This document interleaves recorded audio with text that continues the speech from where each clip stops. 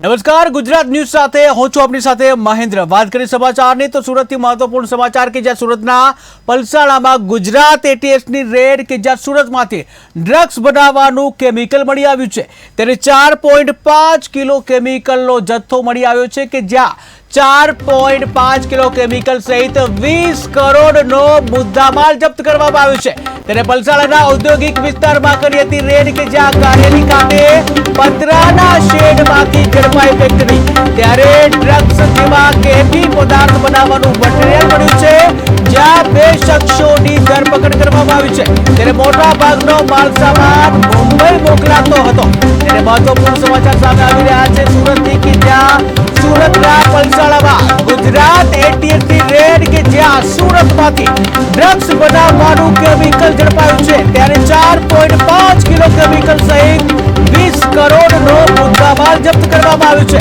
ત્યારે પલસાણાના ઔદ્યોગિક વિસ્તારમાં રેડ કરવામાં આવી હતી અને જે રેડ દરમિયાન આ કેમિકલનો જથ્થો મળી આવ્યો હતો।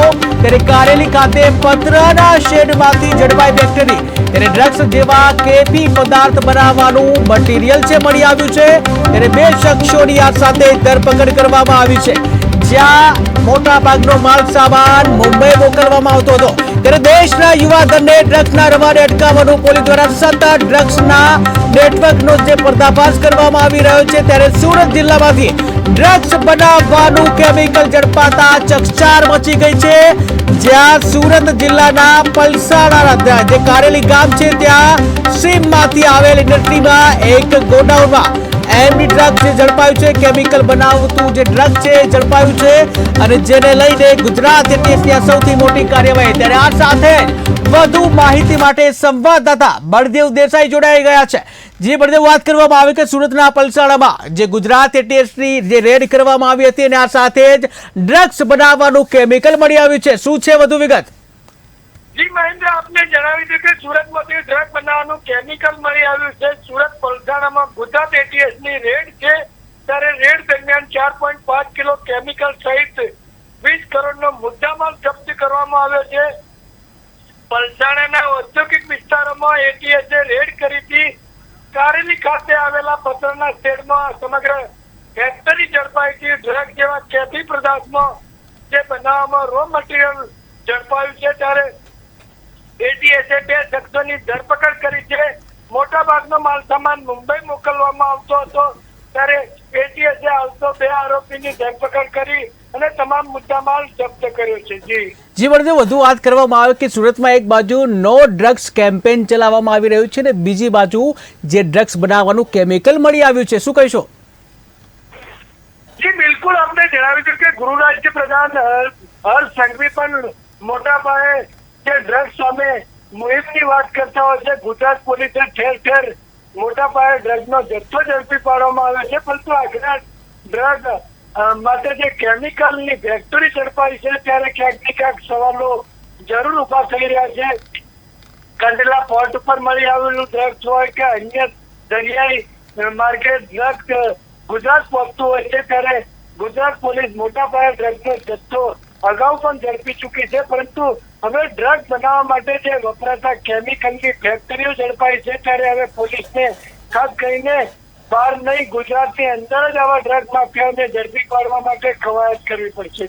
જી બળદેવ, વધુ વાત કરવામાં આવે કે ઔદ્યોગિક વિસ્તારમાં જે પલસાણાના ઔદ્યોગિક વિસ્તારમાંથી રેડ કરી અને ત્યાંથી જે પતરાના શેડમાંથી આ ફેક્ટરી ઝડપાઈ છે ત્યારે અન્ય જે શેડોમાં ચાલતી આવી ફેક્ટરી છે એમાં પણ ફફડાટ વ્યાપી ગયો છે કે કેવી હાલત છે ત્યાં?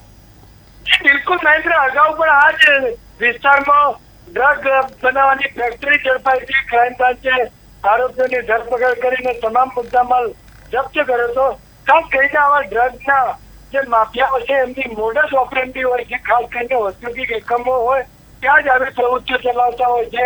અગાઉ પણ સુરતમાંથી ડ્રગની ફેક્ટરી ઝડપાઈ હતી ત્યારે એટીએસે ચોક્કસ બાતમીના આધારે રેડ પાડી છે અને રેડ દરમિયાન સફળતા મળી છે। 4.5 કિલો જે કેમિકલ છે ડ્રગ બનાવવામાં વપરાતું તેનો જથ્થો આશરે 20 કરોડની માત્રામાં થાય છે। 2 આરોપી હાલ તો એટીએસે ધરપકડ કરી છે ને સમગ્ર જે મુદ્દામાલ છે ખાસ કરીને સપ્લાય મુંબઈ મોકલવામાં આવતું હોવાનું જાણવા મળ્યું છે। ત્યારે ક્યાંક ને ક્યાંક ડ્રગ ના જે રવાડે ચડી હોય યુવા પેઢીને બચાવવા માટે ગુજરાત પોલીસ દ્વારા લાંબા સમયથી નો સેફ ટુ ડ્રગ્સનું અભિયાન ચલાવવામાં આવી રહ્યું છે. સુરત પોલીસ દ્વારા પણ લાંબા સમયથી અભિયાન ચાલી રહ્યું છે, પરંતુ ક્યાંક ને ક્યાંક સુરતની અંદર પણ આવા બની બેઠેલા ડ્રગ માફિયાઓ ક્યાંક ને ક્યાંક યુવા પેઢીને બરબાદ કરવા તરફ જઈ રહ્યા છે, ત્યારે ચોક્કસ એ દિશામાં પોલીસે કાર્યવાહી કરવી રહી.